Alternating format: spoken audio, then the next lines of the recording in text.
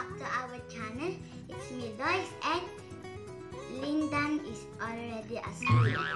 So today, we're gonna read a short story for grade 2. But before we start, please don't forget to like, subscribe, and hit that notification bell to keep you updated to our new videos. Let's start!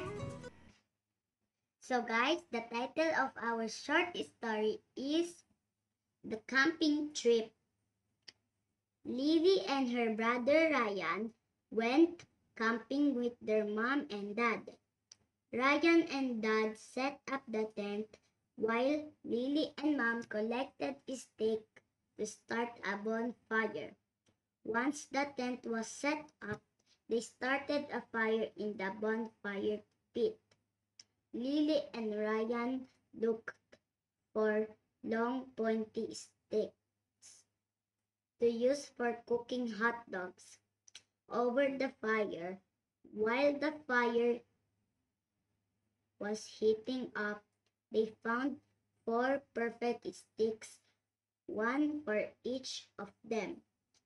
Lily and Ryan and their mom and dad each placed 2 hot dogs on their sticks. They held the hot dogs over the fire and turned the sticks slowly so every side of each hot dog was cooked. Then they put the hot dogs into buns and added ketchup and mustard. The hot dogs were delicious.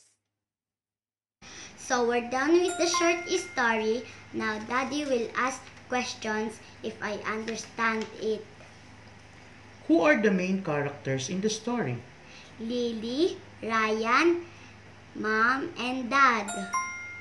What are they doing? They're camping.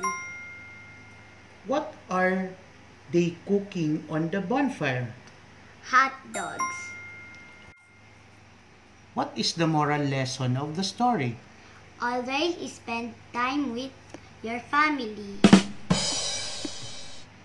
So we're done, guys. Do you love this short story? Thank you for watching, and please don't forget to like, subscribe, and hit that notification bell to keep you updated to our new videos. Bye!